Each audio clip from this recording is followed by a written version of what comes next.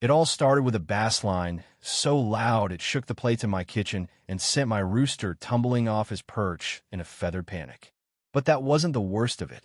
No, the real gut punch came next to bone-rattling snort, hooves tearing into the earth, and the sickening snap of a fence post splitting clean in two. I shot out of bed, still in my plaid pajamas, barefoot, heart pounding like a drum. The air hit me with a mix of cheap beer, floral perfume, and the sharp scent of fresh-cut pine. There, in my back pasture, stood Miranda, the self-proclaimed queen of the Meadow VYEW Homeowners Association, decked out in a glittery sash, screaming birthday boss, and presiding over a mob dancing around a margarita fountain like it was spring break. Behind her, my fence me critical, clearly marked, so do not mess with soft fence-laying ruins, bolt cutters glinting in the dirt. Beyond the gap, Brutus, my 1,800-pound Brahmin bull, pawed the ground like a Lee Vy-ing wrecking ball. He despised loud noises, crowds, and, worst of all, the color red. Guess what Miranda's party theme was? Red balloons, red banners, red cups, red everything.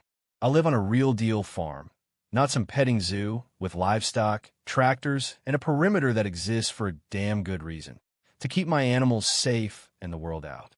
My land butts up against Meadow VYEW, where entitled isn't just a VY, but it's a lifestyle. I'd had run-ins with them before complaints about my pig's smell or the eyesore on my hay bales, but this was war. Miranda didn't just trespass. She carved up my property to throw a wine-soaked rager without so much as a nod from her own HOA. How do I know? My nephew's drone caught it all an hour before the chaos kicked off. The footage showed Miranda, in yoga pants and a crop top, while VYing her arms at a guy with a hammer, then vanishing only to return with bolt cutters. With a flourish like she was cutting a ribbon at a mall opening, she sliced through my fence, rolled up the wire, and tossed it in a trash bag. By the time I got there, they'd set up tiki torches, a DJ booth, and banners hanging from saw trees. A crowd danced, clueless, while Brutus glared at an inflatable red couch by the drink table. Two idiots were taking selfies with him, throwing peace signs, and calling him Bessie like he was a cartoon cow. Miranda, drink in hand, screamed at the DJ to crank it louder, oddly VYS to me storming across the field. My neighbor Caleb sprinted up, panting. Man, she told the vendors you're the groundskeeper, and she had a permit. Said it's her dad's land, and you were off-site. She'd even handed out wine to shut them up. I glanced back. Brutus was circling that couch, the music hitting a fever pitch. It took everything I had to coax him back to his pen without anyone getting flattened. By sunset, the guests had bolted after Brutus let out a snort that rattled their margarita glasses. Miranda, soaked from flailing into her own pool, stormed off, muttering about lawsuits and her ruined day. I didn't argue. I knew this wasn't over. That night, I pored over the HOA bylaws and city ordinances, Brutus chewing hay outside, calm now that the noise was gone. Something caught my eye. A new HOA clause online, labeled Emergency Community Access Gate, passed 3 days ago. I laughed out loud. Miranda had faked it, backdating it to justify her keg party with a fog machine. The next morning, I hit the county clerk's office to make one thing clear. Any more stunts on my land would be criminal trespassing. I also asked about permits. The clerk smirked when I mentioned Miranda. Oh, her. She came in last week wanting to reclaim your boundary for a wellness initiative. I told her she needed a variance, board approval, and your consent. She stormed out. So, she knowingly dodged the law and trashed my property. My lawyer nearly choked on his coffee watching the drone footage. She's in deep trespassing, property damage, fraud. But we need a pattern. I had one. Miranda had filed 11 complaints against me in a year, from offensive farm odors to my rooster's disruptive crowing. She once claimed my barn's glare ruined her sunset yoga. I compiled every ridiculous notice into a folder I called Miranda's Greatest Hits, then plastered my fence with laminated no trespassing signs and installed cameras. I also tweaked Brutus's GPS collar, a system I'd built after a neighbor's dog nearly got trampled. Brutus wasn't just a bull who was trained for crowd control at AG Expos, responding to tones and laser pointers with precision. I wasn't plotting anything wild, just making sure he'd be ready if Miranda tried again. Then Caleb sent me gold, a screenshot from the HOA's private chat. Miranda had posted, "Fence down by Friday. Party Saturday. Groundskeeper's gone. No questions." 2 board members gave thumbs-up emojis. Another sent a champagne gif. She wasn't just reckless, she had accomplices. I set my plan in motion.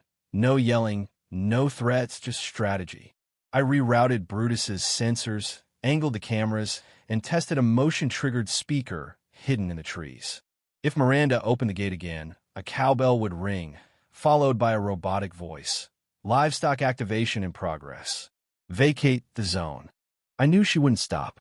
Miranda didn't care about rules, she cared about being untouchable, with her HOA minions, charming smile for the cops, and Instagram fans eating up her community queen act. But she hadn't met Brutus in full gear. She thought he was a dumb lawn ornament. She didn't get that she'd invaded a pasture built for strength and loyalty, guarded by a bull who wasn't dangerous, just fiercely protective. Mother's Day weekend, Caleb tipped me off. Miranda was planning a brunch bash in her backyard with mimosas, a band, and an open and VYTVY, the HOA board that read, "All access through new gate." No permits, no shame, just pure defiance. I didn't stop her. I let her lead her guests onto my land, thinking it was hers for the taking. That morning, the air felt too calm, like the world was holding its breath. Birds chirped, Brutus grazed, but I knew what was coming. Caleb's drone feed showed Miranda in a neon robe, barking orders through a megaphone, setting up tables, mimosa towers, and mirrors propped against some I saw trees. The gate was wide open. By 10 a.m., guests strolled through like it was a park, snapping selfies with my no trespassing signs and laughing. Miranda had told them it was shared space, and I was just a cranky holdout. Kids tossed frisbees near Brutus's perimeter. Women in matching brunch shirts spread picnic blankets. I waited, watching VY on my Barnes camera feed. Brutus's ears twitched, his head lifting as the noise grew. His nostrils flared. I sent a low-frequency pulse through his Kalara warm-up. He took 3 steps and paused, watching the crowd. Then Miranda's voice crackled through my monitor. "Don't worry about the cow. He's fine with people. The fence is down for his nap area. Totally safe." Right then, a waiter tripped, shattering a tray of mimosa glasses. The crash hit like a gunshot. Brutus stamped, head rearing. The crowd laughed, clueless. I activated the laser tracker, a red dot gliding across the grass. Brutus followed it, stopping 5 feet from Miranda's centerpiece mirror. A tipsy guest, 3 mimosas deep, stumbled toward him, phone out, slurring, "Hey cow, say cheese." She reached for his flank. Brutus spun so fast her glass exploded on the ground. She screamed. The crowd froze. Miranda leapt up. "Leave EYD. What's wrong with that thing? This is a threat. We'll sue you for psychological warfare." Too late. Brutus crossed the halfway line. I triggered the tree speaker. A voice boomed. "Warning, livestock activation in progress. Vacate immediately." Panic erupted. Kids wailed, adults scattered, eggs splattered on dresses, a guy dubbed behind a table like it was a war zone. Brutus charged not at people, but through the brunch setup, flattening the mimosa tower, crushing the buffet, and headbutting a balloon pillar that wrapped around his horn like a trophy. Mirrors shattered. A dog bolted into the woods. Chairs flew. The band ditched their guitars and ran. I stepped out, bucket of sweet feet in hand, and whistled. Brutus trotted to me like a puppy, tail flicking, calm as ever. I tossed him pellets and faced the wreckage. Miranda stood amid the debris, hair wild, dress stained, pointing at me like she could still win. "This isn't over," she hissed. I smiled. "You're right. You held an illegal event on my land, ignored warnings, and endangered kids. It's all recorded, and I filed complaints with the county, zoning board, and HOA.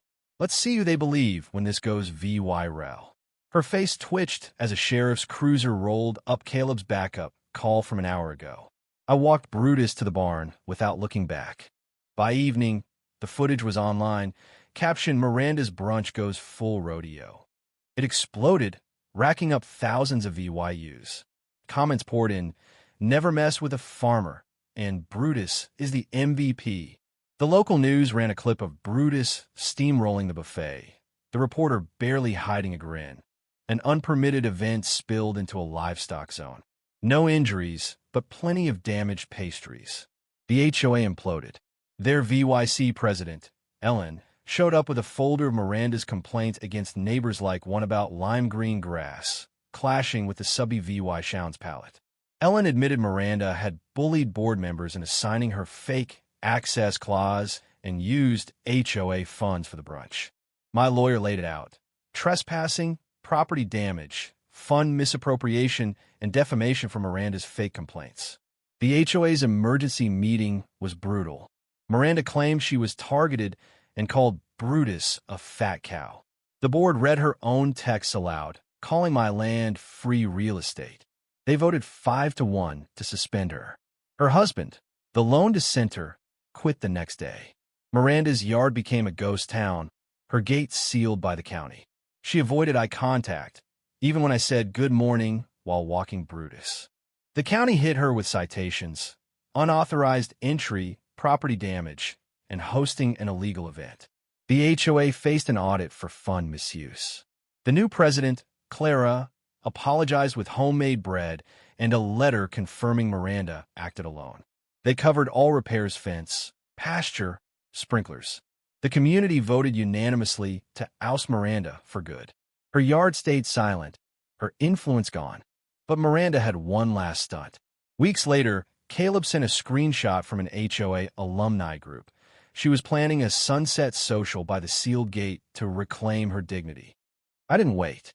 With a welder and an artist, I built a bronze statue of Brutus on my side, mid-step, staring down her yard. A plaque read, "Respect the fence," in bold caps. Word spread fast. Neighbors stopped by, snapping photos, dropping off treats for Brutus. A kid gave me a drawing of him the day of Miranda's event. Her small crew showed up in pastels, sipping wine by the gate. She wore a massive sun hat, but when she saw the statue, her smile cracked. She tried to ignore it, laughing too loud, but her guests kept glancing over. One guy took a selfie with it, earning her glare. Then she grabbed a speaker and launched into a speech about legacy and breaking fences for progress.